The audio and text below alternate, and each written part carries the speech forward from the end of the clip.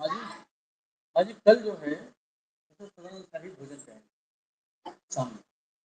कल और उनके साथ डॉक्टर संदीप कुमार ठीक है मत नहीं नहीं ये खुली करना करता है सब निकालने लाया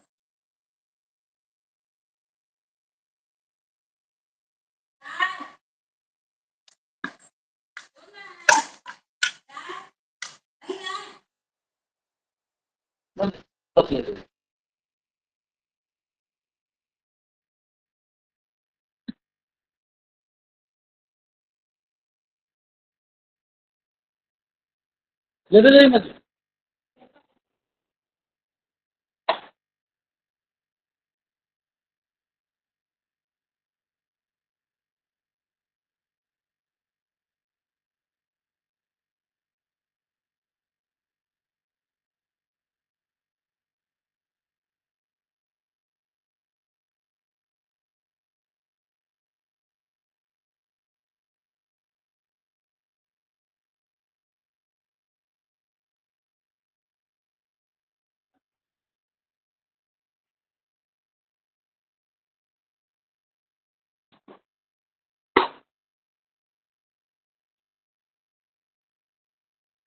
बस ये यहीं आना चाहें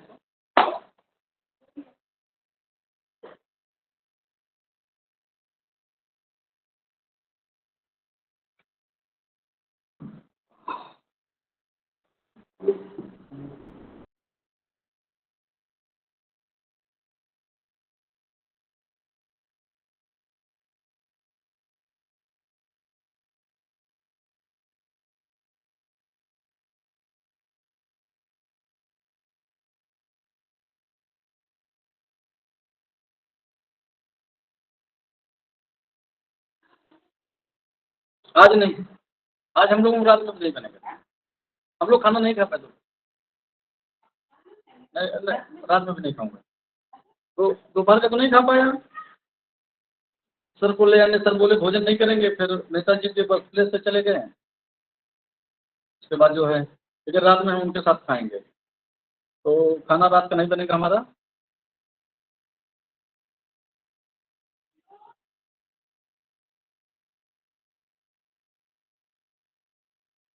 बच्चों आप लोगों ने देखा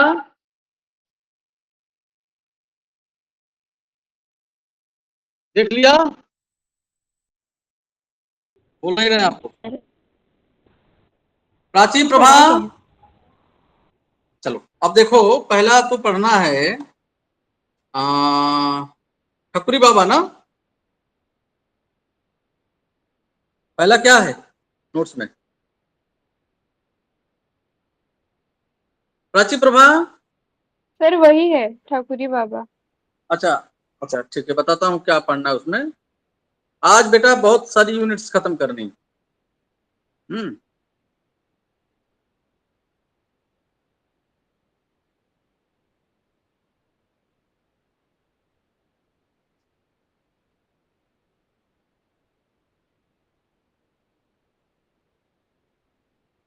रेखा चित्र के रूप में ठकुरी बाबा 20.2 20.2 पेज नंबर 6 6 पढ़िए 20.2 पेज नंबर 6 पढ़िए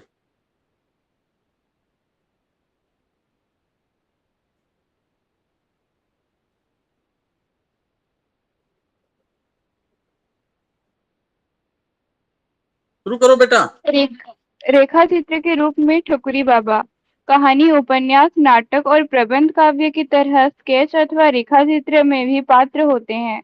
महादेवी वर्मा द्वारा लिखे संस्मरणात्मक रेखा चित्र में प्राय एक ही केंद्रीय पात्र होता है। अपने संपर्क में आए लोगों की स्मृतियों को वे सिलसिलेवार ढंग से एक घटनापूर्ण आख्यान के रूप में व्यवस्थित करती है ताकि केंद्रीय पात्र के चरित्र के आंतरिक और बाह्य पहलुओं पर ठीक से रोशनी पड़ सके और पाठक उसके व्यक्तित्व के आधार आर पार झांक सके। ठकुरी बाबा नामक रेखा चित्र को ही देखिए। ध्यान से पढ़ने पर आपको पता चलेगा कि महादेवी ने प्रसंग तो शुरू किया है अपने कल्पवास के अनुभव का, और प्रकारांतर से भक्तिन के चरित्र के भी कुछ पहलू उजागर होते होते चलते हैं, पर उनका वास्तविक अभिप्रेत है ठकुरी के चरित्र का रेखांकन। यद्यपि बीच-बीच में कल्पवास से संबंधित धार्मिक रिवाज और प्रथा की पुरातन योगिन मूल प्रेरणा का तात्पर्य भी प्रस्तुत किया गया है, पर ठकुरी के संपर्क की कहानी शुरू होते ही लेखिका ने पूरा फोकस उस पात्र के व्यक्तित्व पर केंद्रित हो जाता है। महादेवी के कल्पवास की कुटिया में संक्रांति के एक दिन पहले संध्या समय ग्रामीण यात्रियों का एक दल आ घुसा। एक बूढ़े सज्जन कल्पवास के रैनबसेर में ठहरने की अनुमति मांगने लगे। वे अकेले न थे, पूरी एक टोली थी उनके साथ। ठहरने की अनुमति मिल गई, क्योंकि वृद्ध सज्जन का स्वर स्नेह सिक्त था और उनमें आत्मीयता भी थी। लेखिका की पर्णकुटी कोलाहल से परिपूर्ण हो गई। इस बूढ़े बाबा ने पर्णकुटी के बरामदे में अपना पूरा आडंबर फैला लिया। फटी और अनिश्चित रंग वाली दरी, दूषित का बिछौना, मैले फटे कपड़े की गठरी, लाल सिमल की मुकुट पहने नारियल का काला हुक्का, सूरत का बटुआ, काली मिर्ची, तेल स्नान से चिकनी बनी गांठेदार लाठी और निवाड़ से बनी खटपटी। रेखा चित्रकार ने बूढ़े बाबा के सामने के साथ उनका हुलिया भी पेश कर दिया। सिर का अग्रभाग खलवाट होने के कारण चिकना चमकीला था, पर पीछे की ओर कुछ सफेद केसों को देखकर जान पड़ता था कि भाग्य की कठोर रेखाओं से सभित होकर भी वे दूर जा छिपे हैं। छोटे आंखों में विषाद, चिंतन और ममता का ऐसा सम्मिश्रित भाव था जिसे एक नाम देना संभव नहीं। लंबी नाक के दोनों ओर खींची हुए गहरे रेखाओं दाढ़ी में विलीन हो जाती थी। नंगे पांव और घुटनों तक ऊंची धोती पहने इस बूढ़े बाबा की लंबी सफेद दाढ़ी के बीच कुछ एक काला बाल विचित्र सा आकर्षण पैदा करते थे। यही थे ठकुरी बाबा। वे भाट वंश में पैदा हुए थे। चारणों की परंपरा के अवशिष्ट थे वे, अतः उनका धंधा व्यक्तिगत मनोविनोद मात्र रह गया था। पैतृक धंधे के रूप में प्राप्त इस काव्य कला के कारण वे दुनियादार आदमी कभी बन ही न सके। यही कारण था कि पैतृक संपत्ति और जमीन जायदाद की कभी फिक्र ही नहीं की, और सौतेले भाइयों ने सांसारिकता से उन्हें अलग ही रखा। भौजाइयों ने ठकुरी की पत्नी की निंदा का अभियान जारी रखा, ताकि उसकी गर्दन पर मेहनत मशक्कत का कठोर ज्वार लादा जा सके। रेखा चित्रकार महादेवी की टिप्पणी है, ठकुरी बेचारे कभी ठहरे। शुष्क यथार्थता उनकी भाव बोझिल कल्पना के घटाटोप में प्रवेश करने के लिए रंध्र ही नहीं पाती थी। काव्य जनित आकर्षण, काव्य जनित अकर्मण्यता, भाइयों की उपेक्षा, भौजाइयों की व्यंग्यवाणी आदि उनकी पत्नी की मर्म पीड़ा का कारण थी, पर ठकुरी इसे भी न समझ पाते थे। वह इस लगातार उपेक्षा और यातना के बीच 1.5 वर्ष की बालिका को छोड़कर प्रसूति ज्वर से पीड़ित होकर अपने कठोर जीवन से मुक्त हो गई। पत्नी की मृत्यु के बाद ही वे वास्तविक पति और पिता बन सके। बेटी वेला के लिए वही बाप भी थे और माँ भी। दुर्भाग्य ऐसा कि जवान होकर न होते वेला का पति चेचक के कारण अंधा हो गया। ससुर ने अंधे दामाद को भी काव्य की शिक्षा दे दी, और घर चलाने के लिए जिस बूढ़ी मौसी को ठकुरी ने अपने घर ले आए, वह भी इसी काव्य संगीत मंडली का हिस्सा बन गई। ठकुरी चिकार बजाकर भक्ति के पद गाते हैं, दामाद पर खंजरी पर तान संभालता है, बूढ़ी मौसी तन्मय होकर मंजीरा झनकार देती हैं, और बेला घर का झंझट सिर पर ओढ़े भागती दौड़ती रहती है। ठकुरी के घर पर अब एक भैंस, दो पछाही गायें और थोड़े बहुत खेत हैं, अतः जीवन यापन की मूलभूत समस्या अब उन्होंने हल कर ली है। लेकिन सहज स्वभाव और गहरी इमार रिश्तेदारी के कायल ठकुरी बाबा पूरे मस्त मौले और फक्कड़ थे। कोई गुड़ की एक डली के बदले उनसे आधा सेर आटा ले जाता है, कोई 4 मिर्ची देकर आलू, शकरकंद और फलाहार पा जाता है, कोई तौल भर दही के बदले कटोरा भर चावल उड़ा ले जाता है और रत्ती भर घी लुटिया भर दूध मांग लेता है। दूसरों को देने में, दूसरों की ज़रूरत के वक़्त काम आने में ठकुरी को एक विशेष प्रकार का सुख मिलता है। वह भावुक और विश्वासी जीव हैं। सिकारा हाथ में लेते ही उनके लिए संसार का अर्थ बदल जाता है। उदारता, सहज सौहार्द, सरल भावुकता और ग्रामीण जीवन की सहजता के लक्षणों में वे मूर्तमान अवतार हैं। कल्पवास के लिए वे जिस कुटुंब या टोले के साथ लाए थे, उनमें विधवा ठकुराइन हैं, जो परिवार की उपेक्षा के कारण ठकुरी के सहज अनुकंपा पाकर फूली न समाती। अपने पति से उपेक्षित एक सहुआइन है, जो 2 किशोर बालकों को पालने के लिए कठिन संघर्ष से गुजरती रहती हैं। इन दोनों के बाद ठकुरी के कुटुंब में एक विधुर काफी अपने 2 बेटियों के साथ मौजूद है। इसके अतिरिक्त एक ब्राह्मण दंपत्ति भी हैं। भक्तिन और ठकुरी समेत पूरे कुटुंब कल्पवास की अवधि में माघी पूर्णिमा के पहले आने वाली त्रयोदशी की रात लेखिका के यहाँ भजन कीर्तन का आयोजन करता है। ठकुरी चिकारा की खूंटी ऐंठ रहे थे, अंधा दामाद खंजरी बजा रहा था, बेला आरती फूलबत्ती आदि का काम संभाले थे।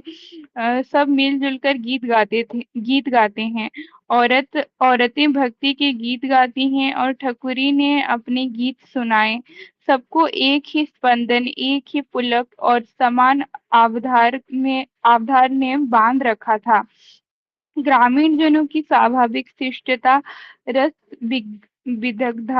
विदग्धता और उनकी कर्मठता की तुलना में महादेवी ने शहरों में होने वाले कवि सम्मेलनों की कृत्रिमता, उनमें बाजारूपन और फूहड़पन पर भी बेबाक टिप्पणी की है। उनका कहना है, हमारी सभ्यता दर्पित शिष्ट समाज का काव्यानंद छिछला और उसका लक्ष्य सस्ता मनोरंजन है। ठीक इसके विपरीत भाट वंश में पैदा हुए गांव गंवई के आंसू कवि ठकुरी हैं। महादेवी कहती हैं कि उनके अधिक सहृदय व्यक्ति उन्होंने कम कम ही देखा है। ठकुरी जैसे लोगों का बाह्य जीवन दीन है, पर अंत जीवन संवेदनापूर्ण और समृद्ध है। ठकुरी गांव के सहृद समाज के प्रतिनिधि हैं। रेखा चित्रकार की दृष्टि में उनके सहृदयता व्यक्तिकता विचित्रता न होकर ग्रामीण जीवन में व्याप्त सहृदयता को व्यक्त करती है। नागरिक शिष्ट समाज में जैसे फीस लेकर कविगण सभा सम्मेलन में पहुंचते हैं, ठकुरी इसके विपरीत कहीं बिरहा का गाने पहुंच जाते, कहीं आल्हा उदुल की कथा सुनाने, मीलों पैदल जाने में भी न सकुचाते। तभी तो अर्थ की दृष्टि से कवि ठकुर सुदामा ही रह गए। ठकुरी बाबा को उनकी काव्य कला का पुरस्कार क्या मिला था? पथरोटी में सत्तू पर नमक के साथ हरी मिर्च और अंगोछे के खूंटों में थोड़ा तिलगुड़। इधर 2 वर्ष से वे मेले में नहीं आए। 2 वर्ष पूरे जब वे आए थे तो शिथिल पड़ चुके थे। कंठ में लोचा तो था ही, पर कफ की घरघराहट उनके स्वर को बेसुरा बना देती थी। आंखों में ममता का वह आलोक था, पर जर्जर काया पर काल ने अपनी सर्वग्रासी छाया डाल दी थी। ठकुरी बोले, अब चला चली की वेला है। महादेवी ने पूछा, तुम स्वर्ग में कैसे रह सकोगे बाबा? वहां तो न कोई तुम्हारे फुटपद और उलट बासियां समझेगा और न अल्लाउद्दीन की कथा सुनेगा। स्वर्ग के गंधर्व और अप्सराओं में तुम कुछ न जचोगे। ठकुरी ने जवाब दिया कि इस हकीकत से वे परिचित हैं, अतः वे वहां इतना शोर मचाएंगे कि भगवान जी उन्हें पृथ्वी की ओर ढकेल देंगे। तब पृथ्वी पर पुनः आकर वे धान रोपेंगे, पारियां बनाएंगे, सितारा बजाएंगे और पूरे समाज को अल्लाह उधुल की कथा सुनाएंगे। मुझे स्वर्ग नहीं चाहिए, पर नया शरीर मांगने के लिए वहां जरूर जाएंगे, क्योंकि यह कमबख्त शरीर तो जर्जर हो चुका है। और इतना कहने के बाद ठकुरी तन्मय होकर गाने लगे, चलत प्राण काया काहे रोई राम। महादेवी की स्मृति में उनके द्वारा गाया गया दूसरा गीत भी झंकृत हो उठता है, जगिए कृपा निधान पंछी बन बोले। रेखा चित्रकार को ऐसे प्रतीत होता है मानो इस प्रभाती के द्वारा भी जागरण का संदेश दे रहे थे। पूंजीवादी व्यक्तिवाद के युग की अंध भागदौड़ के बावजूद हमारे गांवों और कस्बों में ठकुरी जैसे सहृदय और संवेदनशील लोग हजारों की तादाद में मौजूद हैं। सामूहिक सहृदयता और सहज मानवीयता के प्रतीक के रूप में ठकुरी का चरित्र एक प्रतिनिधि चरित्र है। वह अनूठा व्यक्तित्व है, पर उसके व्यक्तित्व के हर रंग, रेस और पहलू पर सामूहिकता की छाप है। एक पात्र के रूप में ठकुरी के व्यक्तित्व को रेखांकित करने में महादेवी के गद्य की वर्णनात्मकता में ही उनकी कला की शक्ति अंतर्निहित है। ठकुरी का पूरा नाक नक्शा, हुलिया, वेशभूषा, रहन सहन, परिवार कुटुंब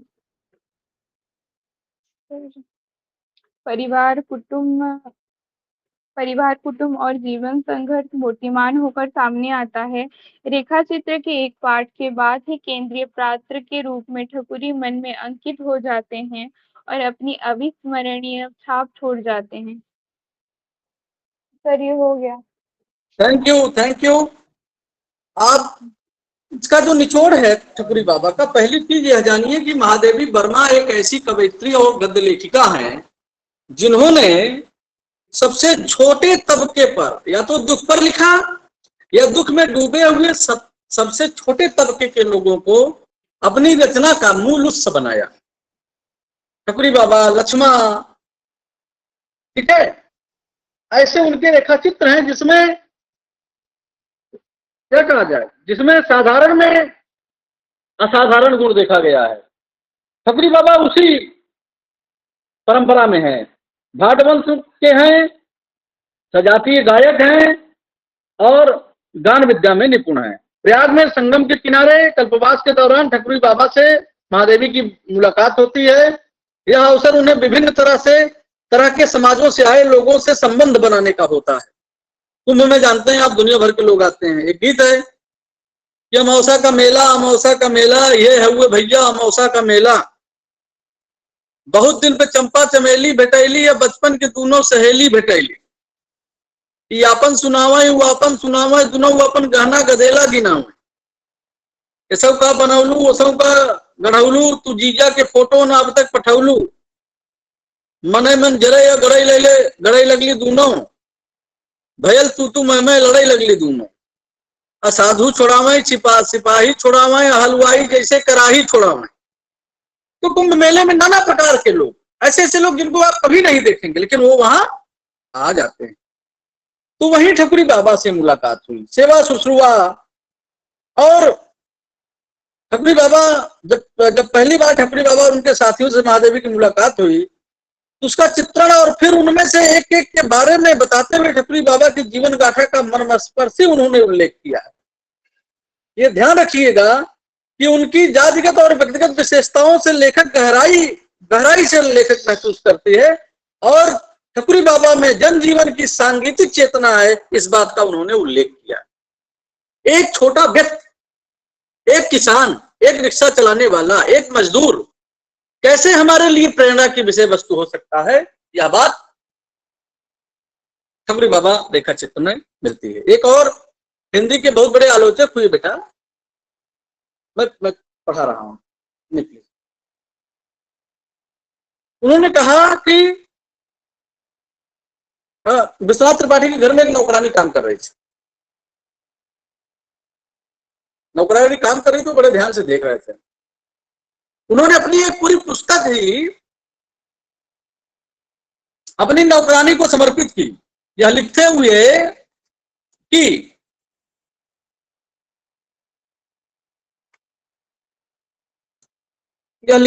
कि यह पुस्तक मैं अपनी नौकरानी को भेंट कर रहा हूं, जिसने मुझे बताया कि बाबूजी, आटे की महंगाई और आलू की महंगाई में अंतर होता है। आलू की महंगाई में आलू में पानी ज्यादा डाल के सब्जियां ज्यादा बनाई जा सकती हैं, लेकिन आटे की महंगाई में आटे में ज्यादा पानी मिला के रोटियां ज्यादा नहीं बनाई जा सकती। तो छोटे छोटे लोग भी हमारे लिए प्रेरणा की विषय वस्तु हो सकते, प्रेरणा के पुंज हो सकते हैं, और उनसे सीखने का काम छायावाद में गद्य के माध्यम से महादेवी वर्मा ने शुरू किया।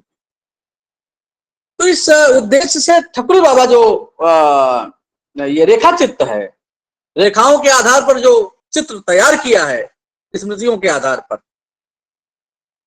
वह बहुत ही अद्भुत है, बहुत ही उल्लेखनीय है, और बहुत ही मन को छूने वाला और बहुत प्रेरणादायक है। समझ में आ रहा बच्चों?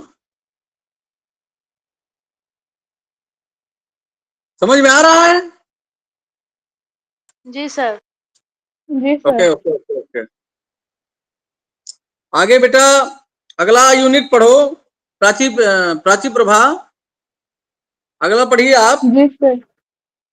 इसी का ठकुरी बसंत बाबा के, का हाँ सर, इसी का क्या करें? ये वाला नहीं ठकुरी बाबा का नहीं नहीं, बसंत का अग्रदूत, बसंत का अग्रदूत खोलिए।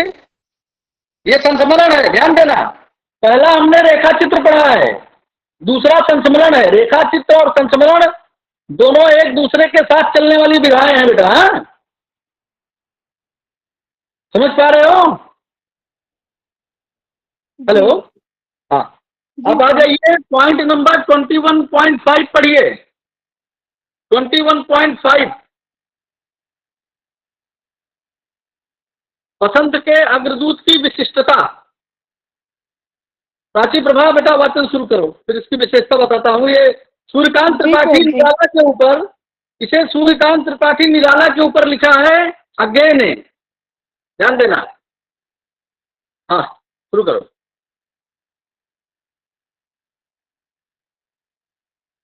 प्राची प्रभा जी शुरू कीजिए। प्राची प्रभा। जी सर जी, ऑन कर रही हूँ वो PDF।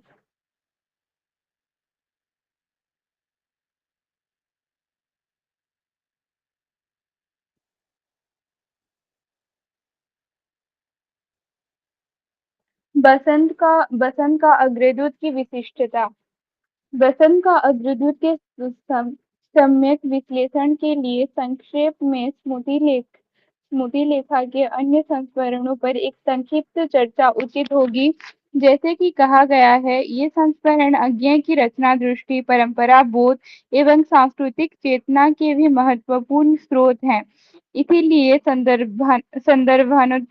संदर्भानुसार इस प्रसंगों का उल्लेख भी किया जाएगा।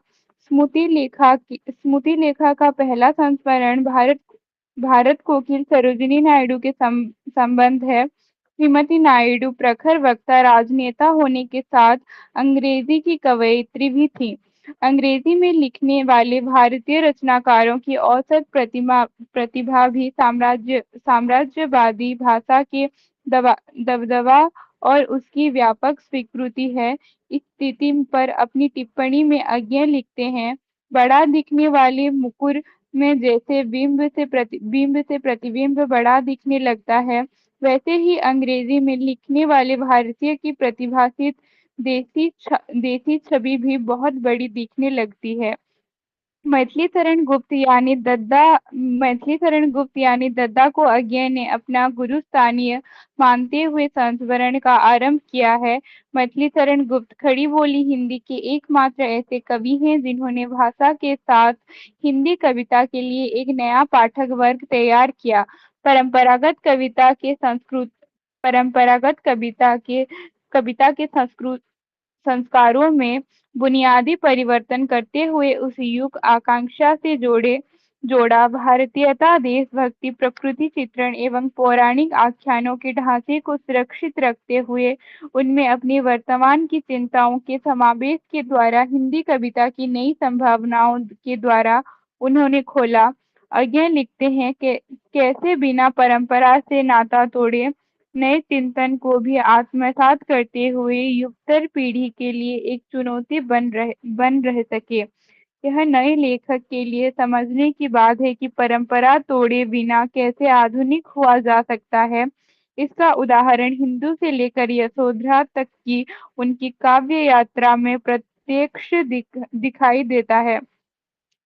यह संस्मरण में अज्ञे ने दद्दा के व्यक्तित्व के अनेक पहलुओं पर प्रकाश डाला है, लेकिन उनके व्यक्तित्व की जो विशेषता चकित करती है वह है कि ठेठ किसान सहजता एवं संस्कार के साथ मशीनों के प्रति गहरा आकर्षण।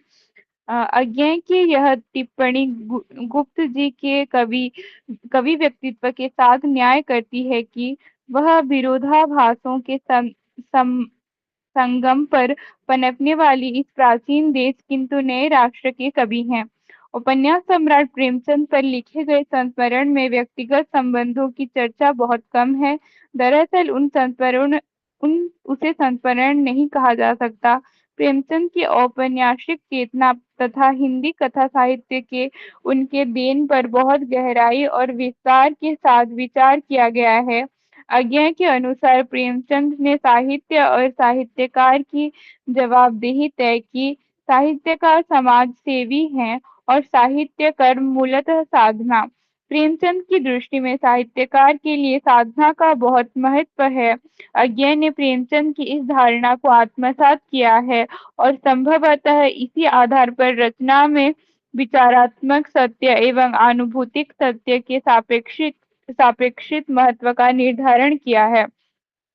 प्रेमचंद की औपन्यासिक चेतना के संबंध में अज्ञे की धारणाएं प्रगतिवाद निष्कर्षों के विरोध में है, लेकिन वे समझ और आस्वाद की नई दिशाओं के द्वारा खोलते हैं। प्रेमचंद के साहित्य का बुनियाद मूलतः संघर्ष का नहीं, संवेदन का, महाकरुणा का था। प्रेमचंद का के श्रेष्ठ उपन्यास गोदान का होरी इस करुणा का प्रतीक है। छायावाद के महत्वपूर्ण स्तंभ एवं प्रकृति के सुकुमार कवि सुमित्रानंदन पंत पर लिखे संस्मरण में उनके व्यक्तित्व के अनेक पहलुओं, मानसिक अवसादों एवं रचना प्रवृत्तियों पर प्रकाश डाला गया है। पंत को छायावादियों में सबसे पहले प्रतिष्ठा मिली, ख्याति मिली, लेकिन निर्मम आलोचनाओं का कहर भी उन्हीं पर टूटा। बीमारी, आलोचनात्मक प्रहार और भीतरी सृजनात्मकता की सिकुड़ता तरंगों ने पंत को कहीं बहुत अकेला कर दिया था, जिसका असर उनके स्वभाव एवं व्यक्तित्व पर पड़ा। अज्ञे के अनुसार पंत वैसे भी स्वभाव से संकोची तथा बेहद संवेदनशील थे। इसी कारण तुनक मिजाज भी। उनके स्वभाव में एक विशेष प्रकार की पर निर्भरता थी। पंत को अज्ञे ने हिंदी का कालिदास कहा है। सूक्ष्म पर्यवेक्षण और समर्थ संवेदनामय संप्रेषी भाषा का दुर्लभ संयोग पंत की रचनाशीलता में दिखाई देती है। माखनलाल चतुर्वेदी के संबंध में अज्ञे लिखते हैं कि वे भारतीय अस्मिता को रूपायित करने वाले रचनाकार थे। स्वाधीनता का आह्वान उनके यहाँ महज शब्दों के स्तर पर नहीं है, बल्कि स्वाधीनता तो उनके व्यक्तित्व का अभिन्न हिस्सा है। फणीश्वर नाथ रेणु के साथ अज्ञे के रिश्ते बहुत सघन और एक सीमा तक अनौपचारिक हैं, इसीलिए उन पर लिखे गए संस्मरण में एक खुलापन है। घटनाओं, मुलाकातों एवं परिवेश को ब्यौरा में वर्णित किया गया है। इस संस्मरण की संरचना में अलग अलग स्मृति खंडों को संयोजित किया गया है। प्रत्येक स्मृति खंड रेणु का व्यक्तित्व के किसी न किसी पक्ष को उद्घाटित करता है। हर स्मृति टेक की तरह उस अंतिम मुलाकात पर लौटती है जो पटना के अस्पताल में एक बिस्तर पर हुई थी। रेणु का देहांत हो गया था। देहांत द्वारा उत्पन्न हुई रिक्तता की पीड़ा से यह संस्मरण अवेशित है, इसीलिए आत्मीयता भी है और उदासी की एक महीन लय भी। रेणु गांव के रचनाकार है, लेकिन यह गांव किताबों अथवा मतवादों की झोली से नहीं निकला है। एक बेहद जीवंत और संपूर्ण चित्रण उनके उपन्यासों में हुई है।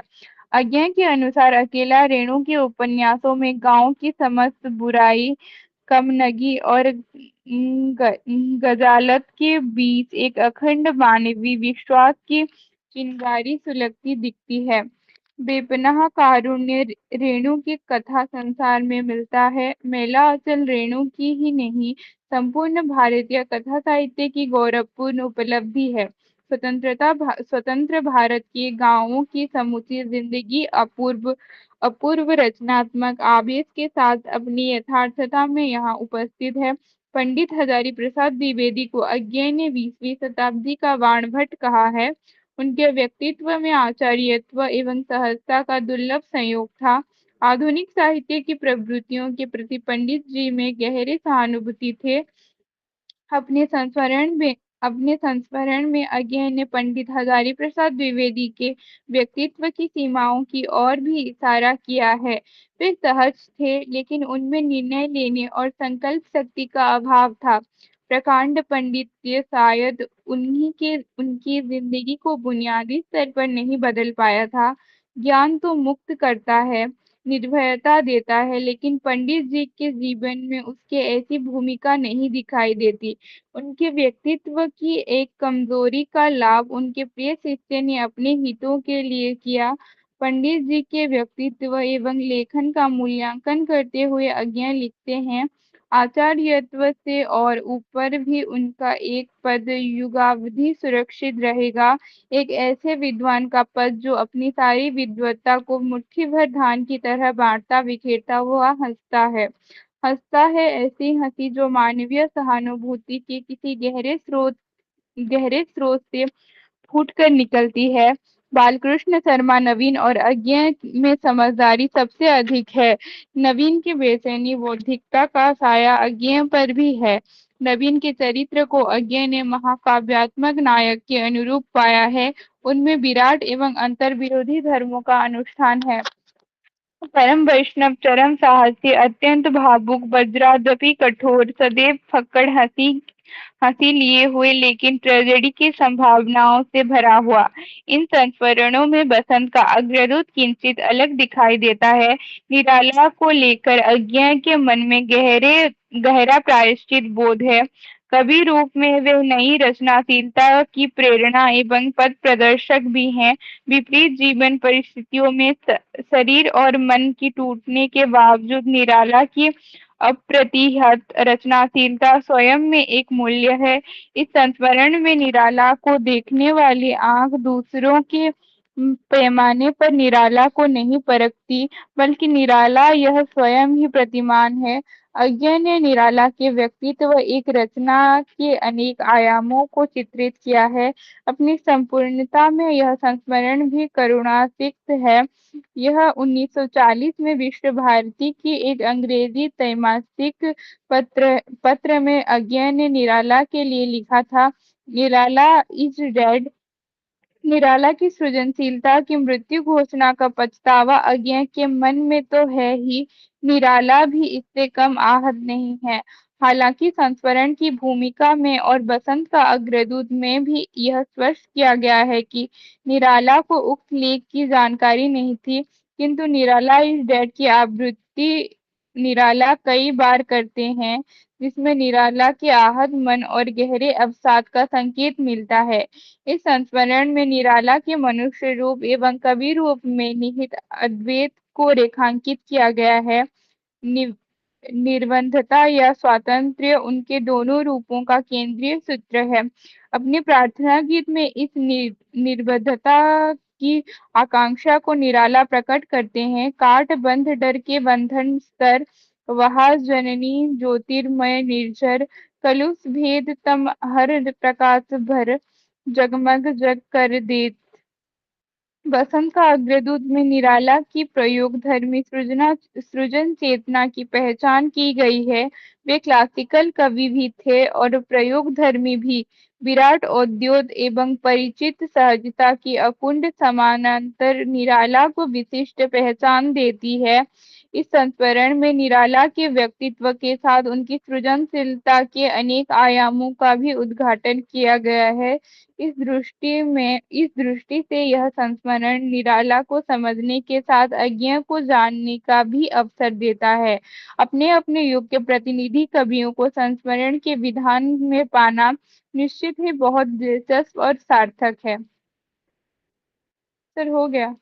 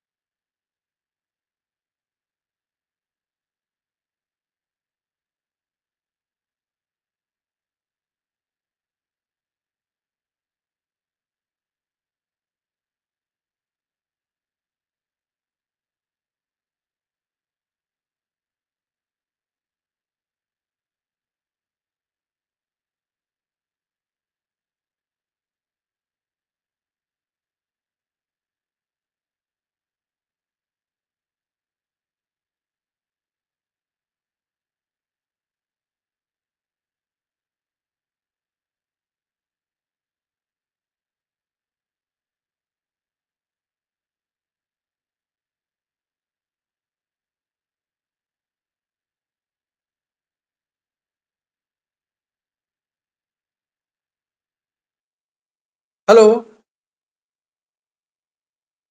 हेलो। जी सर। बच्चों हो गया ना? जी। अच्छा, क्या बसंत के अग्रदूत के बारे में आप थोड़ा सा जान लीजिए। एक्चुअली देखिए,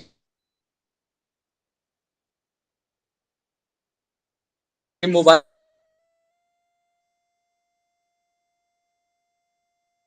सर है अच्छे से सुनाई नहीं दे रहा कुछ भी। सर कुछ भी सुनाई नहीं दे रहा। बेटा, इसमें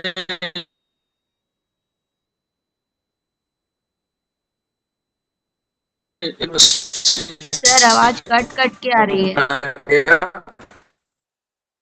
रहने लगा। बसंत के अग्रदूत में एक तो सच्चिदानंद हिरानंद वात्सायन आधुनिक कविता के छायावादोत्तर कविता के अभी सुनाई पड़ रहा है नहीं? अच्छा, ठीक है ठीक है ठीक है।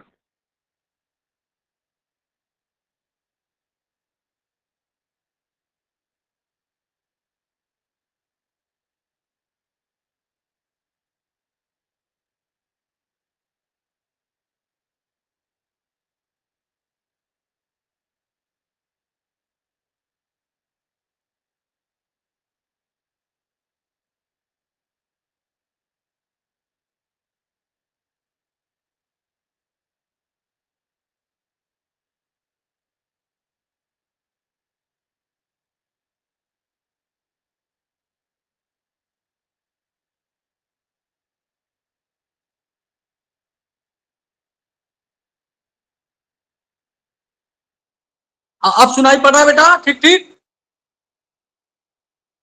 Hello hello hello.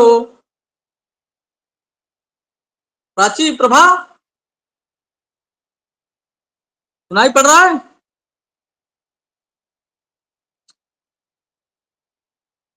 सुनाई पड़ रहा है? जी सर जी अभी आया। हाँ ठीक है। बसंत के अग्रदूत बेटा, आगे जो है आधुनिक छायावादोत्तर हिंदी कविता, छायावादोत्तर कविता 1918 से शुरू होती है, ठीक है ना? आगे सबसे बड़े स्तंभ रहे हैं, सबसे बड़े। उन्होंने छायावादी कविता के सबसे बड़े स्तंभों में से एक निराला के ऊपर इसको लिखा है, बसंत के अग्रदूत। यह स्वयं सूर्यकांत त्रिपाठी निराला की कविता है कि मैं ही बसंत का अग्रदूत ब्राह्मण समाज में ज्यों अछू। कि निराला को अपने जीवन में एक साहित्यकार के रूप में, एक व्यक्ति के रूप में, एक सामाजिक संस्था के रूप में कोई विशेष मान सम्मान नहीं मिला। इससे निराला बहुत आहत रहते थे। वो जिस सम्मान के, जिस पद प्रतिष्ठा के हकदार थे, वह उन्हें कभी नहीं मिला। इसीलिए निराला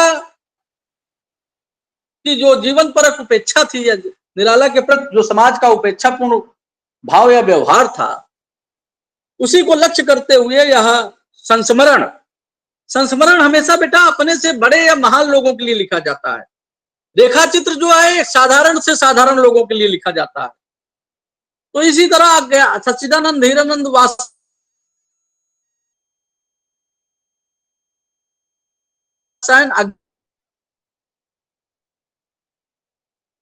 सर सुनाई नहीं दे रहा अच्छे से सर। नेट सर आवाज अच्छे से नहीं आ रही। सर आवाज अच्छे से नहीं आ रही है। बसंत के अग्रदूत नामक संस्मरण निराला के लिए लिखा, निराला को समर्पित किया। उनकी उसमें उनकी महानता, उनकी जीवटता, सर आवाज अच्छे से उनका नहीं आ रही व्यक्तित्व, है। उनका लेखन, उनका उनका जीवन, उनका। अरे बेटा क्या करूं, नहीं कर रहे हो सकता तुम्हारे यहाँ कोई नेटवर्क प्रॉब्लम हो। मैं क्या करूं? आप सब क्या नेटवर्क प्रॉब्लम हो सकता है? अभी आ रही है? अभी आ रही है? हेलो। सर अच्छे से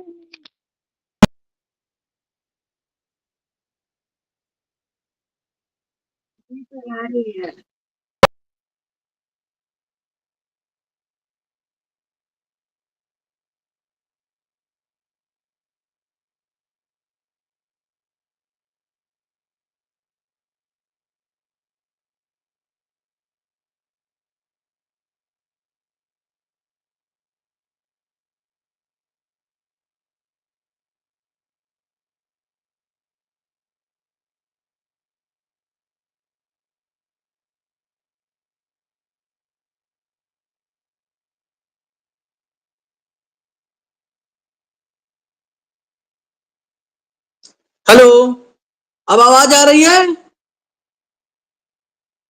जी सर।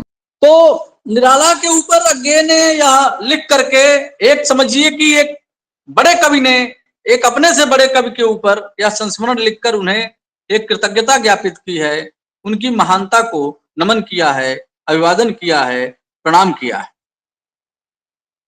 यह बसंत के अग्रदूत की खूबी है कि निराला ही सारी आधुनिक प्रवृत्तियों के जनक थे छायावाद में, कविता के संदर्भ में, लेकिन उन्हें वह मान सम्मान नहीं मिला जिसके वे हकदार थे। यही बात इस निबंध में, इस संस्मरण में कही गई है अज्ञेय के द्वारा। ठीक है, अगला अगला जो टॉपिक है प्राची प्रभा, वो है अगला टॉपिक है क्या भूलूं क्या याद करूं। क्या भूलूं क्या याद करूं, बेटा खोलो जरा।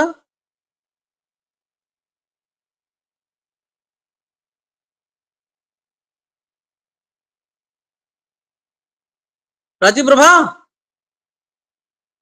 प्राची प्रभा, कोई स्टूडेंट? जी सर, नेटवर्क अच्छे से नहीं आ रही। अच्छा ठीक है, सीमा, उपमा, राखी, कोई भी, कोई बच्चा? सीमा जी,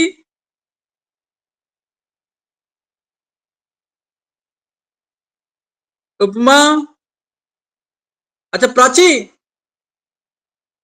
प्राची, जी सर, जी जी। इसको पढ़ो बेटा। जी ये क्या कहते हैं, क्या भूलूं क्या याद करूं का खोलो जरा। जी सर, ये ओपन करने में थोड़ा टाइम लग रहा है नेटवर्क हाँ कोई के बात लिए। नहीं, वेट कर लेते हैं, वेट कर लेते हैं। जी हाँ, क्या कर भूलूं, लिया। हाँ 28 सॉरी 23.3, 23.3 पढ़िए। हाँ हम्म। तेईस क्या दशमलव भूलूं तीन का क्या पॉइंट। याद करूं कि अंदर वस्तु। जी जी जी। अच्छा थोड़ा तुम लोग कैमरा ऑन कर दो तो हम एक बार स्क्रीनशॉट ले लें, आज लिए नहीं है, भूल गए।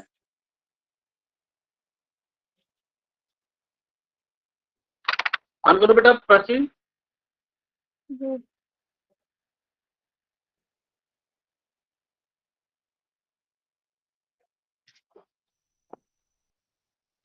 ऑन करो बेटा। जी सर। ठीक, वेरी गुड।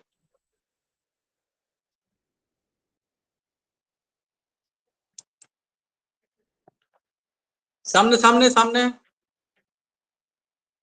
ठीक है, एक minute, one minute, one minute, ठीक है, प्लीज कंटिन्यू।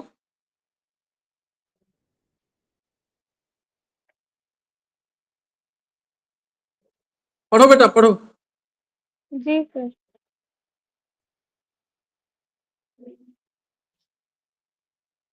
क्या भूलूं क्या याद करूं कि अंतर वस्तु।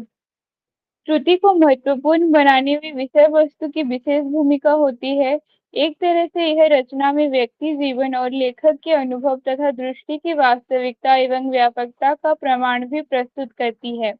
आत्मकथा में यह विषय वस्तु लेखक की निजी जिंदगी और अनुभव पर आकार केंद्रित हो जाता है, पर उनका गहरा संबंध उनके चरित्र के विकास से संबंधित स्थितियों एवं घटनाओं से होती है।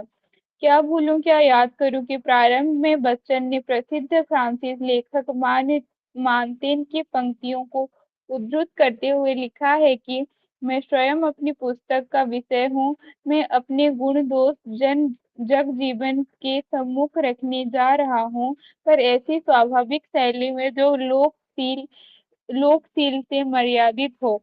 स्पष्टतः स्पष्टतः मानसेन की इन पंक्तियों के माध्यम से बच्चन ने अपनी पुस्तक की विषय वस्तु को जाहिर कर दिया है, पर इस प्रथम भाग में वे अपने संपूर्ण जीवन की चर्चा न करके केवल कायस्थ जाति, परिवार की परंपरा, जन्म, शिक्षा और जीवन संघर्ष से लेकर प्रथम पत्नी श्यामा की मृत्यु तक की घटनाओं का चित्रण करते हैं। बाद का जीवन उन्होंने आत्मकथा के अन्य भागों में अभिव्यक्त किया है, पर हमारे लिए यहाँ यह देखना महत्वपूर्ण होगा कि अपने जीवन के इस कथा को लेखक ने रचना की अंतर्वस्तु के रूप में किस प्रयोजन और आकांक्षा के साथ विकसित किया है।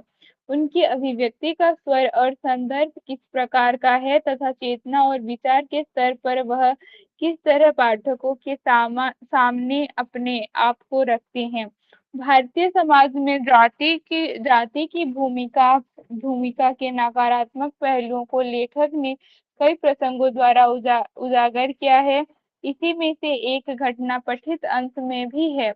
कायस्थ विधवा स्त्री जिसे अपने जीवन यापन के लिए विजातीय व्यक्ति से संबंध जोड़ना पड़ा, उसे अपने बेटे के विवाह पर कायस्थों का बहिष्कार भी झेलना पड़ा। लेकिन बच्चन और उन जैसे प्रगतिशील युवक उस विवाह में शामिल होते हैं। यह और बात है कि इस कारण खुद लेखक के परिवार को बहिष्कार का सामना करना पड़ता है।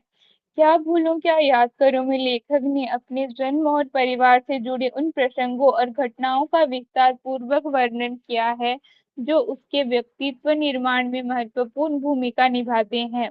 दूसरे शब्दों में हम कह सकते हैं कि एक व्यक्ति के विकास और उसके सृजनात्मक व्यक्तित्व के निर्माण में किस प्रकार परिवार और उसकी परंपराएं सार्थक भूमिका निभाती हैं, इसे विवेक से आत्मकथा को पढ़कर समझा जा सकता है। वास्तव में प्रत्येक परिवार की कुछ निजी विशेषताएं और परंपराएं होती हैं, जिनका गहरा असर उनके आने वाले संतानों पर पड़ता है।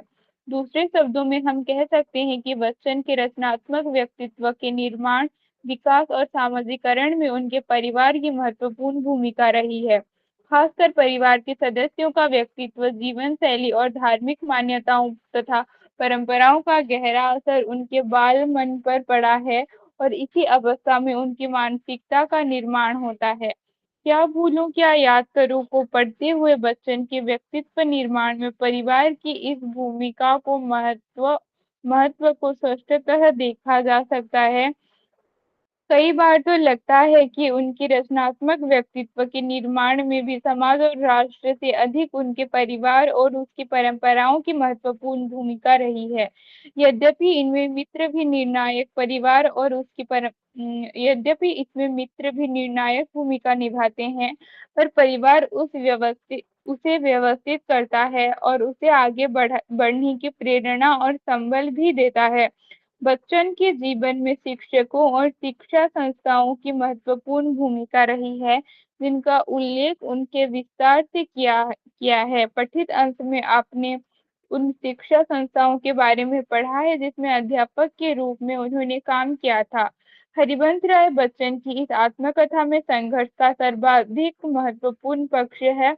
अस्तित्व रक्षा के लिए किया गया प्रयास, यह प्रयास एक तरफ यहाँ जुगीन परिवेश को पूरी तल्ली के साथ चित्रित करता है, वहाँ दूसरी तरफ यह भी दिखलाता है कि किस प्रकार सामाजिक, आर्थिक, धार्मिक और राजनीतिक विसंगतियों से आत्मकथा का नायक टकराता है, उनसे जूझता है और फिर मुक्त होकर आगे बढ़ जाता है।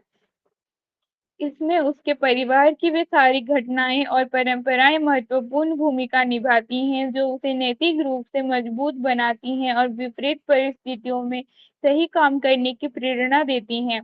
खासकर पढ़ाई और बाद में पत्नी तथा बीमारी के दौरान किया गया उसका आर्थिक संघर्ष अत्यंत दारुण है। सुबह शाम ट्यूशन से लेकर वह चांद पत्रिका में नौकरी, जहां से महीने भर बाद बिना तनख्वाह दिए बाहर निकाल दिया जाता है। स्कूल अध्यापकों में भी व्यवस्था की बेईमानी का शिकार होता है और ₹25 की जगह 65 पर हस्ताक्षर करते हैं। यह काम देशभक्त के नाम पर कराया जाता है। तत्कालीन शिक्षा संस्थाओं में इस प्रकार के भ्रष्टाचार किसी तरह शैक्षणिक माहौल और शिक्षकों को शिक्षण के प्रति उदासीन बना के सक्रिय भूमिका निभाते हैं। इसका अंदाजा इस प्रसंग से लगाया जा सकता है। लेखक ने अपने लेखन के आरंभ प्रयासों का भी मार्मिक विवरण प्रस्तुत किया है। अपनी पहली पुस्तक का प्रकाशन उनके लिए कितना आह्लादित था, यह हम पढ़कर महसूस कर सकते हैं। यहाँ बच्चन ने कहानीकार और कवि में से चुनने का प्रसंग का भी वर्णन किया है। इस संदर्भ में बच्चन का यह कथन द्रष्टव्य है, जीवन की ऐसी आकस्मिक घटनाएं ही वास्तविक में जीवन को दिशा देती हैं और जिसमें हम नियति का गंभीर सा नाम देते हैं, वह शायद बहुत नगण्य सी लगने वाली घटनाओं से अपने बड़े बड़े लक्ष्य प्राप्त करती रहती हैं। यद्यपि 1933 में सुषमा निकुंज प्रकाशन द्वारा खुद मधुशाला के प्रकाशन के बाद घर की आर्थिक स्थिति में कुछ सुधार होता है, पर उन दिनों के आर्थिक संघर्षों की भयानकता का अंदाजा निम्नलिखित पंक्तियों से लगाया जा सकता है। रात को खाना बनाने के बाद पढ़ने जाता और 11 बजे रात के करीब लौटता।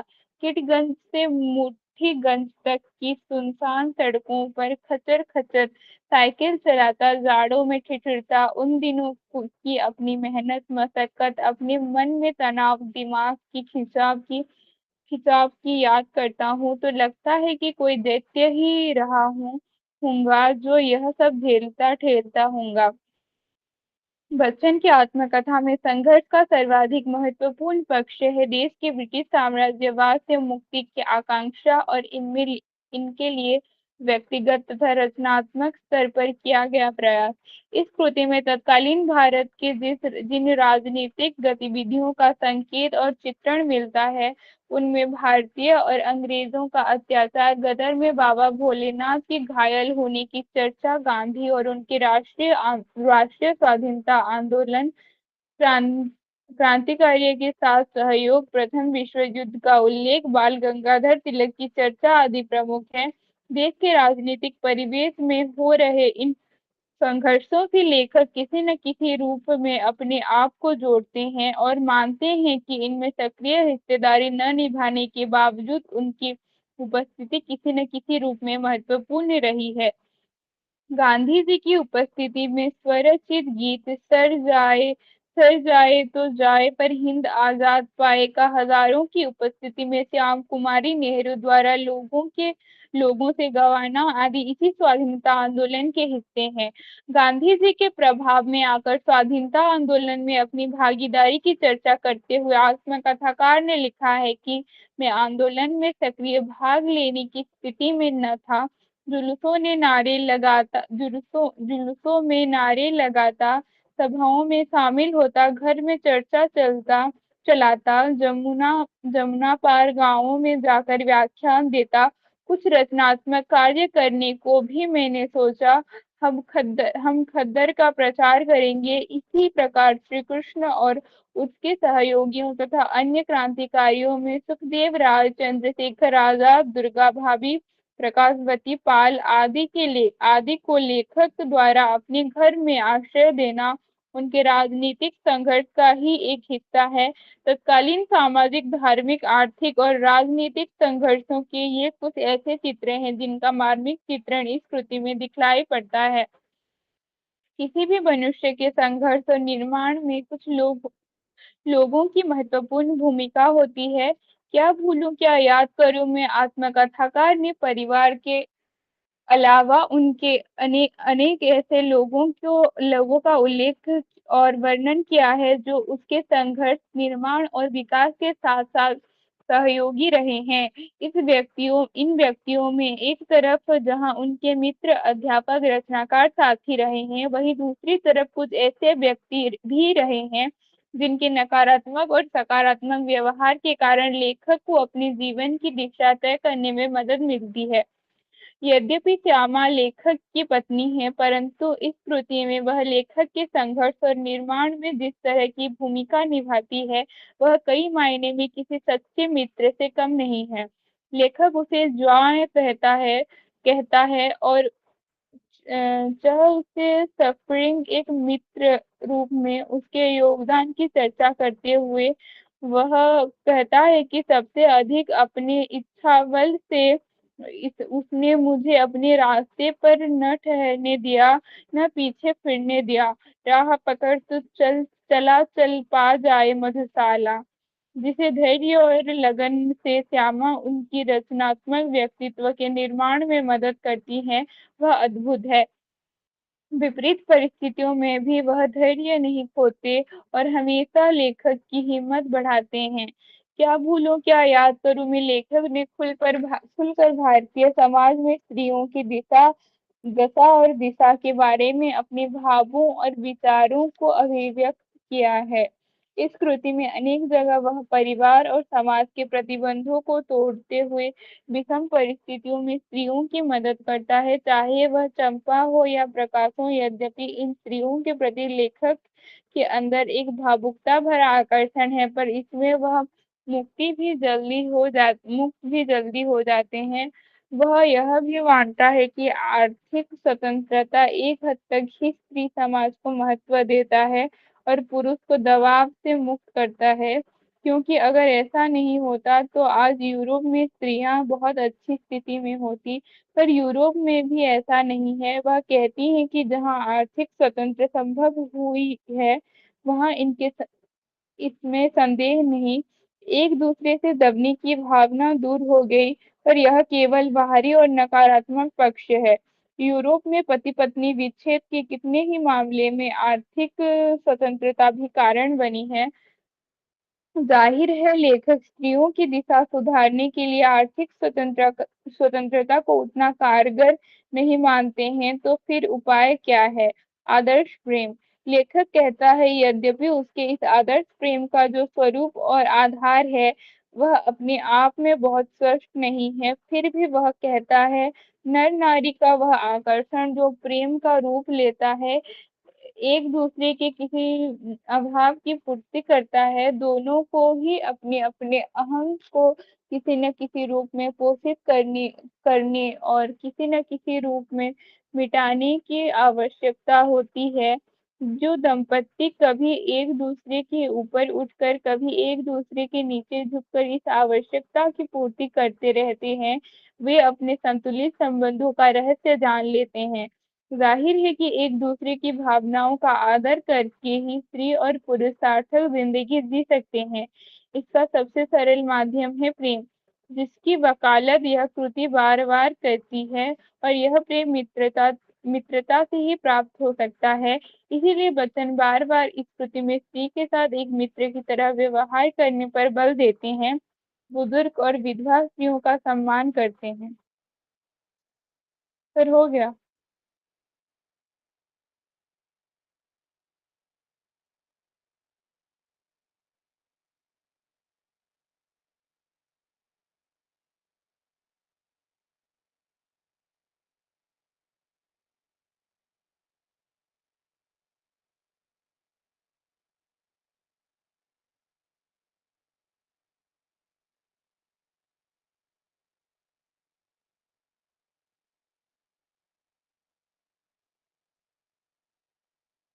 हाँ बेटा। आ, ये जो क्या भूलूं क्या याद करूं है, आप लोग जानते हैं क्या है? कौन सी विधा है? इसमें से कोई जानता है? प्राची प्रभा, ओम उज्ज्वल, सुकांति, एसके, राखी, उपमा, सीमा, कोई जानता है ये क्या है?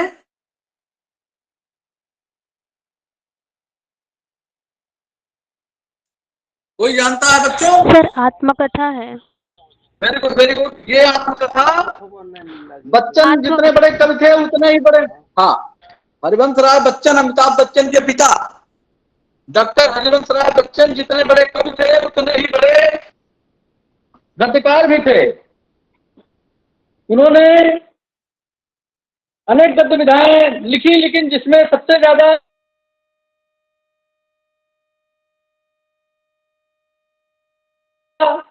उनके चर्चित हुआ उनका निबंध संग्रह नए पुराने झरोखे, टूटी फूटी कड़ियां, कवियों में सौम्य संत, पंत काव्य समीक्षा लिखी। उसके बाद उन्होंने आत्मकथा के क्षेत्र में बहुत बड़ी उपलब्धि हासिल की। उन्होंने 4 खंडों में अपनी आत्मकथा लिखी, जिसमें पहला भाग है क्या भूलूं क्या याद करूं 1969, दूसरा भाग है नीड़ का निर्माण फिर से, नीड़ का निर्माण फिर से नहीं, नीड़ का निर्माण 1970, तीसरा है बसेरे से दूर 1977 और चौथा है 10 द्वार से सोपान तक। इसके अलावा उन्होंने प्रवास की डायरी 1971 में लिखी।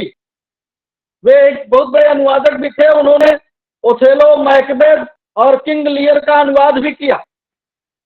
वो भारत के पहले प्रधानमंत्री जवाहरलाल नेहरू के बहुत करीब थे और उन्होंने अपने क्या भूलूं क्या याद करूं आत्मकथा उन्होंने लिखी, जिसका प्रथम भाग कवि के 30 वर्ष की आयु तक का आत्मकथात्मक इतिहास है। क्या भूलूं क्या याद करूं में उन्होंने अपने 30 साल के जीवन की पहले भरे 1 वर्ष से लेकर 30 वर्ष तक के जीवन की कथा को समेटा है। इस आत्मकथा में उनके विद्रोह का स्वर प्रबल है। उनका विद्रोह जाति व्यवस्था, सामाजिक बंधन और आर्थिक अभाव से है। आत्मकथा में बचपन की अनुभूतियों और स्थानीय संस्कृति का तन्मयता से वर्णन किया गया है। किशोर बचपन की भावनात्मक पीड़ा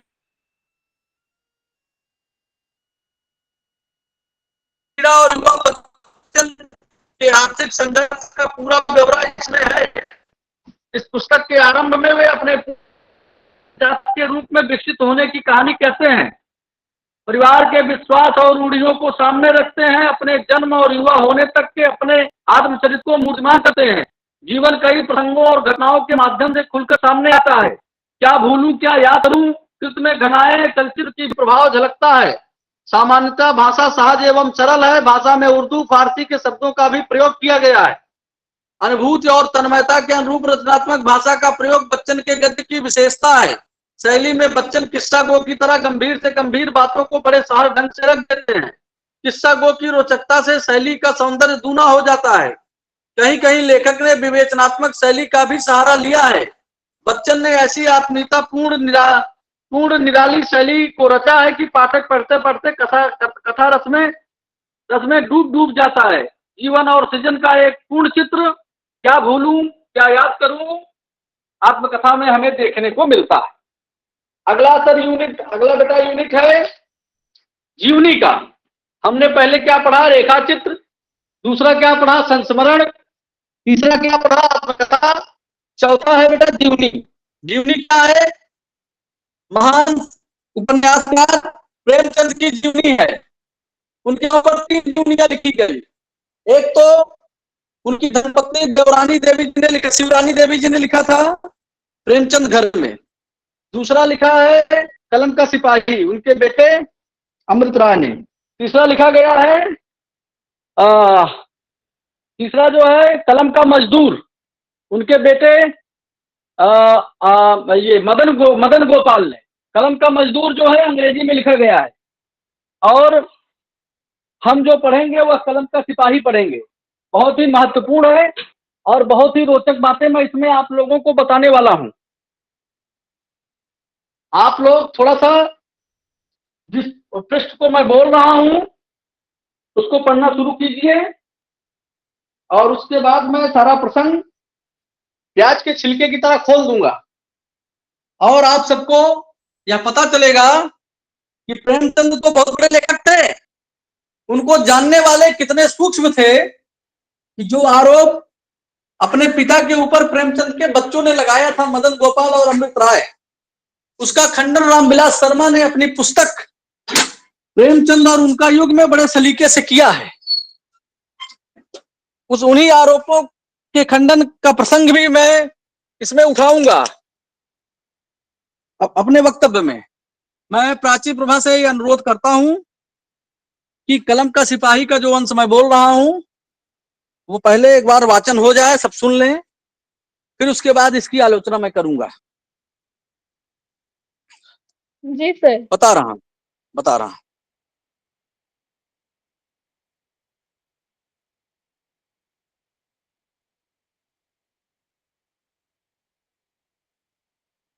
प्राची जी,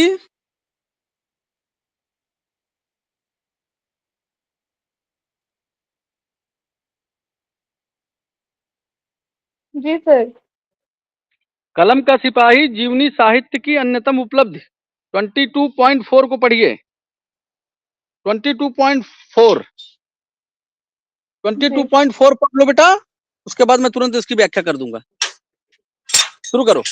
कलम कलम का सिपाही जीवनी साहित्य की अन्यतम उपलब्धि।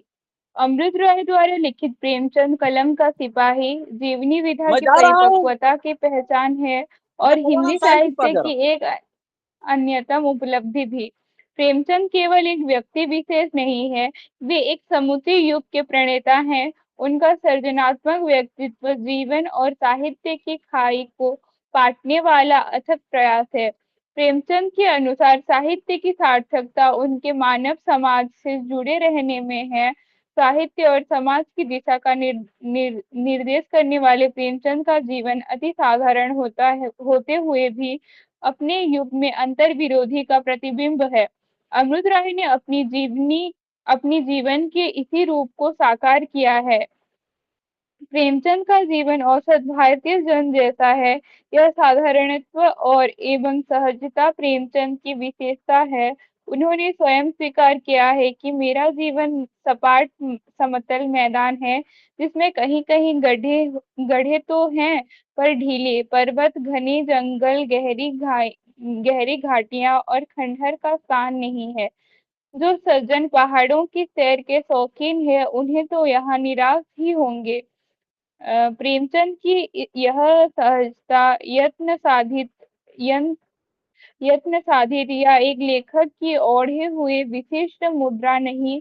अमृत राय कहते हैं प्रेमचंद की सरलता सहज है। नहीं, वह कस्तूरी मृग नहीं है जिसे अपने भीतर की कस्तूरी का पता नहीं। उसे पता है कि उसके भीतर ऐसा भी कुछ है जो मूल्यवान है, अपना उसका अपना है, नितांत अपना, मौलिक, विशेष, वह उसकी मोती है, मानिक है। यह कलम का सिपाही पृष्ठ 2 से लिया गया है। प्रेमचंद की सरलता सहजता होते हुए भी जटिल है। वह एक हरी नहीं है, केवल उस व्यक्ति तक सीमित नहीं है। वस्तुतः प्रेमचंद का स्व सर्व से जुड़े बिना परिभाषित किया ही नहीं जा सकता। प्रेमचंद की चेतना भारतीय पुनर्जागरण के दौर में विकसित हुई है। राजनीतिक दृष्टि से यह गहरी उथल-पुथल और मानसिक ऊहापोह का युग था। अमृत राय ने इसीलिए कांग्रेस के इतिहास के लंबे विवरण दिया है कि और प्रेमचंद का युवा मानस किसी तरह उसे सबसे प्रभावित होते हैं। लेखक ने इसका उचित रेखांकन किया है। आरंभ में प्रेमचंद गोखले से प्रभावित होते हैं और बाद में तिलक का व्यक्तित्व उन्हें अधिक आकर्षित करता है। लेखक की दृष्टि में इन दोनों का समंजन गांधी जी के नैतिक सुधार परक चेतना में मिलता है, जो एक लंबे समय तक प्रेमचंद के व्यक्तित्व और कृतित्व पर हावी रहा। चरित्र लेखक अमृत राय ने अपने चरित्र नायक प्रेमचंद के वैचारिक और भावात्मक विकास को तत्कालीन परिवेश के परिप्रेक्ष्य में प्रस्तुत किया है। अतः उनके व्यक्तित्व में उस युग यथार्थ की जटिलतर अभिव्यक्ति संभव हुई है। कलम का सिपाही की भूमिका में अमृत राय ने प्रेमचंद की विचारधारा को वाणी देते हुए लिखा है। मैं तो नदी किनारे खड़ा हुआ नरकुल हूँ।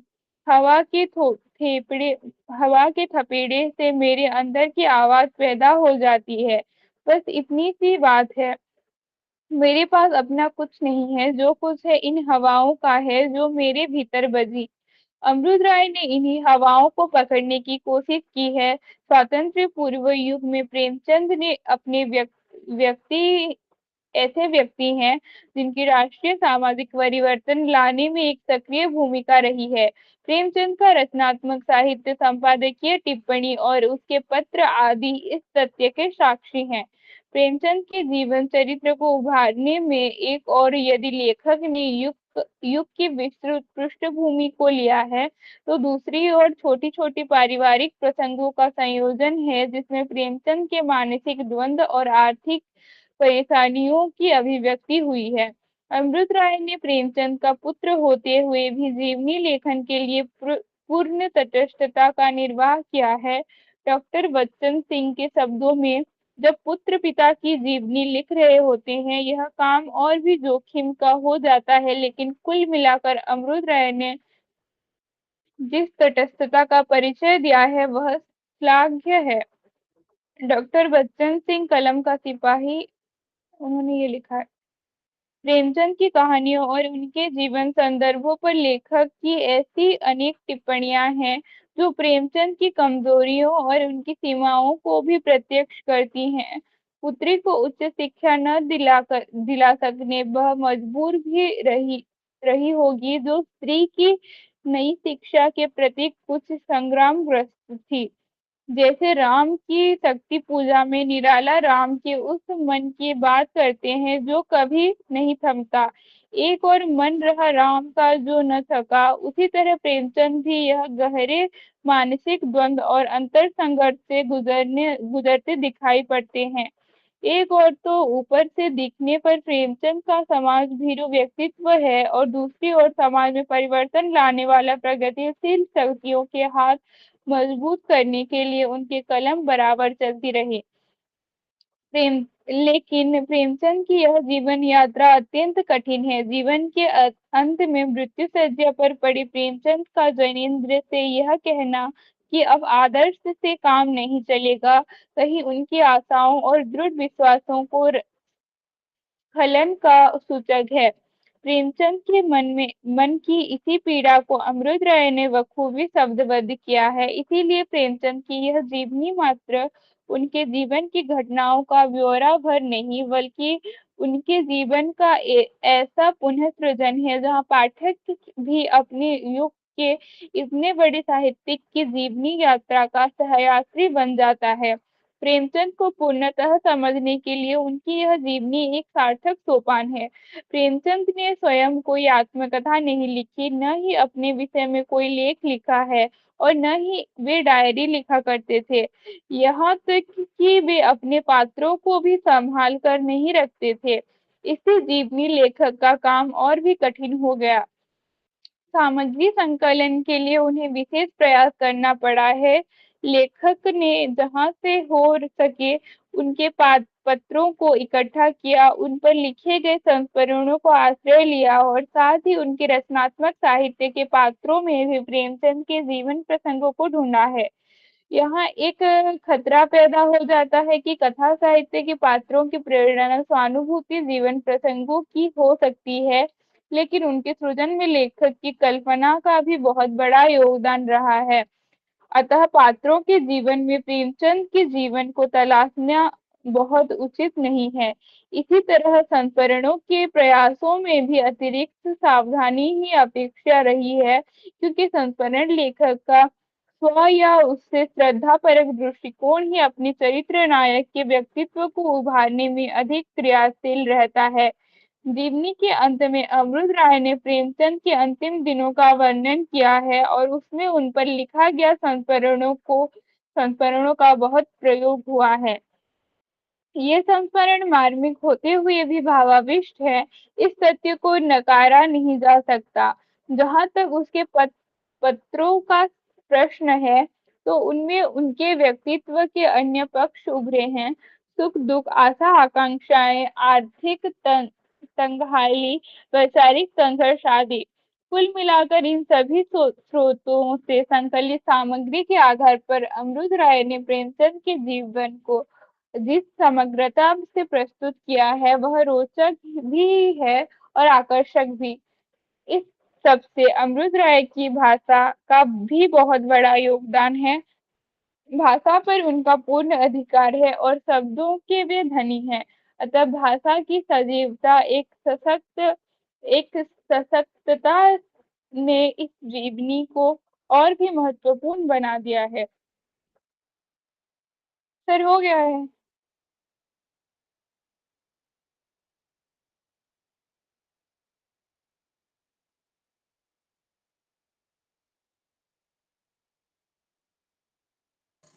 हेलो बच्चों, हो गया?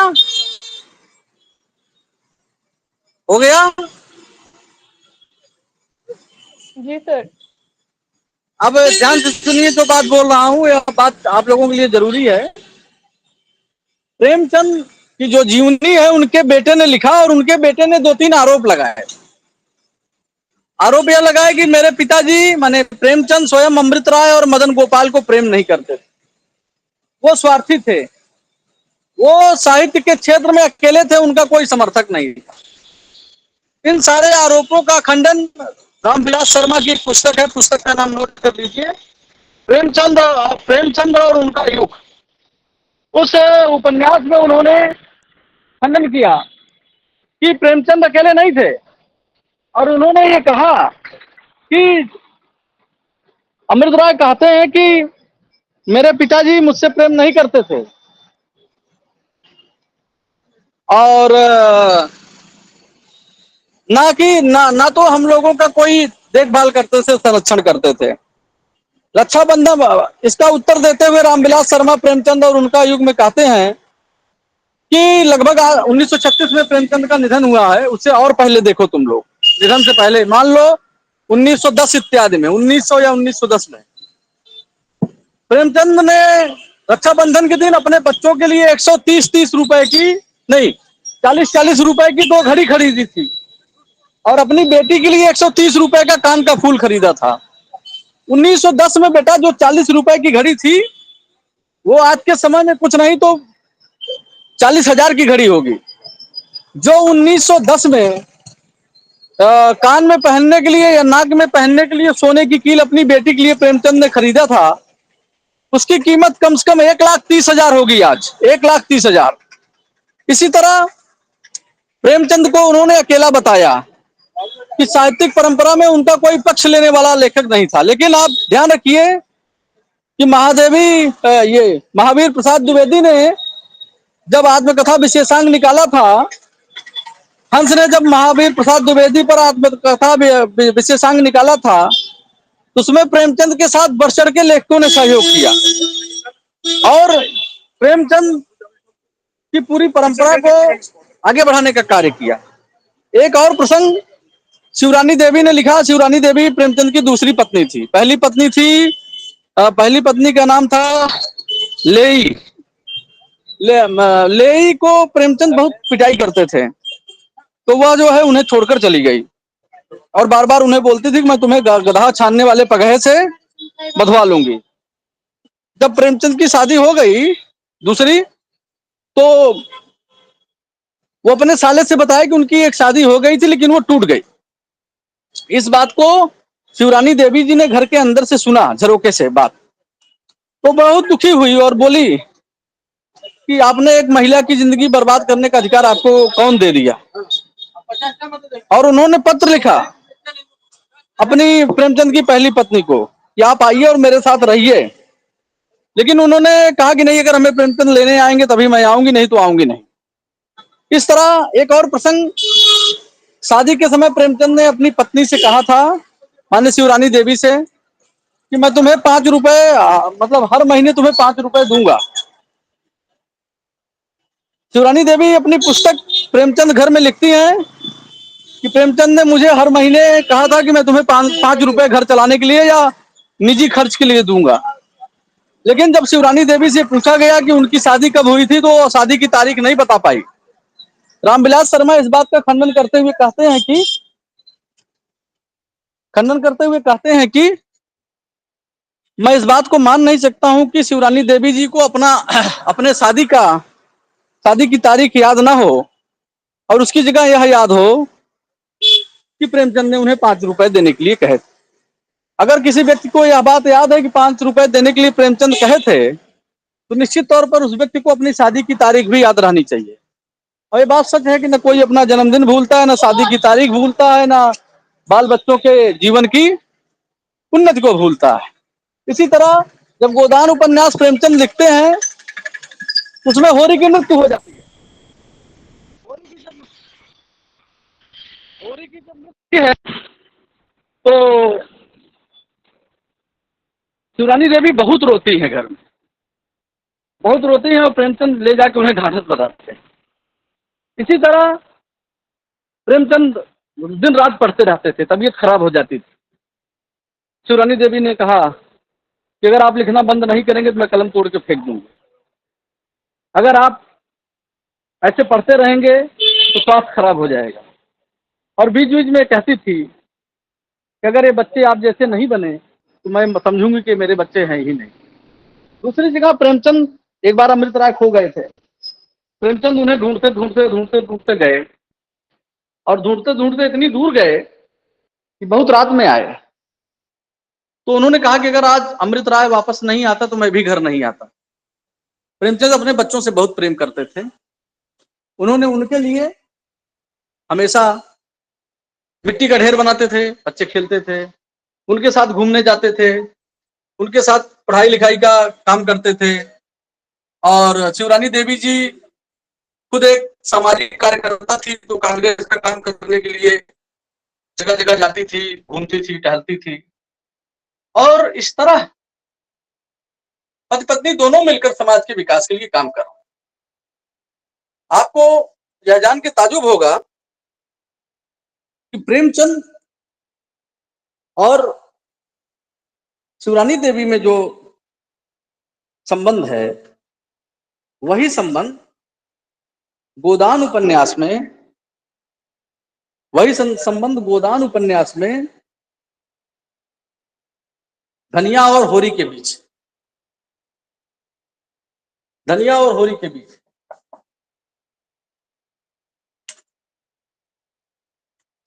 धनिया और होरी के बीच।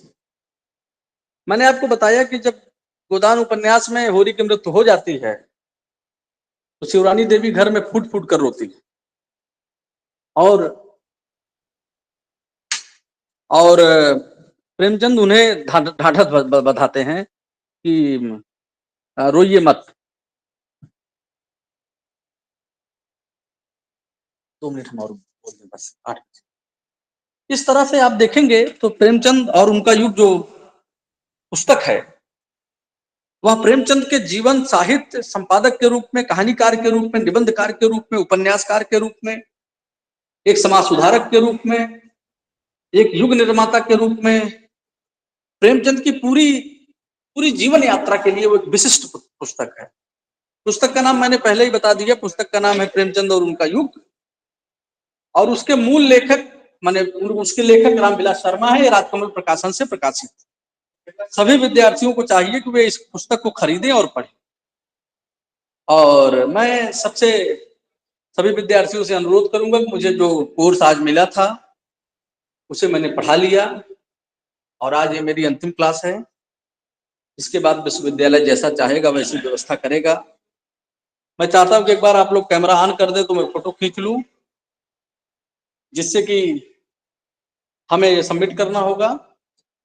थोड़ा सा कैमरा आप लोग ऑन कर लीजिए प्लीज।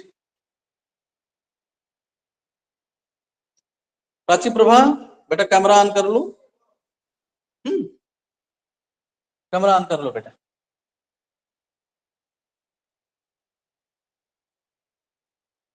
प्राची प्रभा, ठीक है सुकांति जी। और आप लोगों के प्रति मेरी शुभकामना, मेरा आभार। आप लोग जीवन में बहुत बड़े बने, बहुत बड़ी जगह पहुंचे, और कभी मेरे लायक कुछ हो तो बताएं।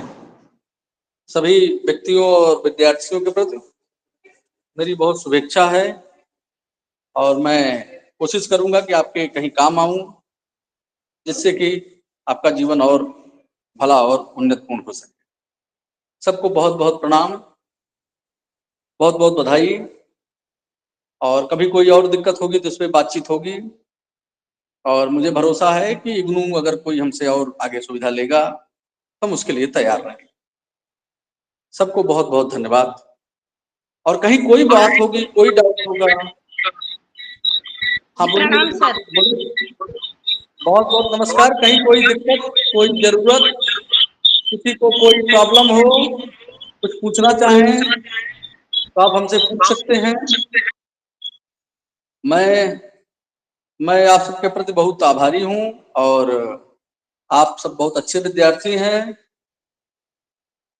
कोई मेरा नाम पूछ रहा है, शायद मेरा नाम डॉक्टर अभिषेक शर्मा है। डॉक्टर अभिषेक शर्मा, उसे आप नोट कर लें और फिर आप लोग जैसा मुझसे कहेंगे उस हिसाब से मैं आगे की कक्षाओं को पढ़ाता रहूं। आगे विश्वविद्यालय यदि मुझे कक्षाएं, नंबर मैंने दोस्तों को दिया है बेटा, वहां से ले लो, आकिब जावेद जी। और सबके प्रति मेरा बहुत बहुत आभार, बहुत बहुत धन्यवाद। और नंबर मेरा नोट करना चाहें तो आप नोट कर सकते हैं। 88, नोट कर लीजिए, 8847। सुन पा रहे हैं आप लोग? सुन पा रहे हैं कि नहीं? आकिब जी, आकिब जावेद जी, कोई इसमें सज्जन है? आकिब जावेद जी, क्या आप मेरी बात सुन पा रहे हैं? हाँ हाँ, नोट कीजिए। 88 हो गया। 8847857125।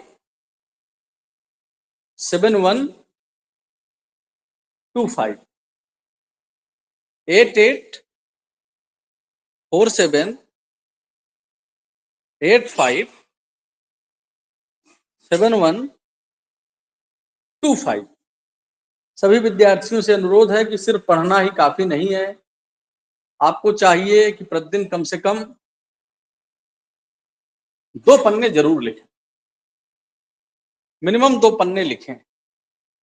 अगर आप 2 पन्ने नहीं लिखेंगे तो आपकी राइटिंग स्किल ठीक नहीं होगी, आपका आपका आपका आपकी आपकी मतलब पकड़ विषय पर अच्छी नहीं हो पाएगी, आपका नॉलेज अच्छा नहीं हो पाएगा, और अंततः अगर आपका नॉलेज अच्छा नहीं होगा तो आप अच्छा नंबर नहीं पाएंगे, जो आपके अच्छा जो आपके कैरियर के लिए,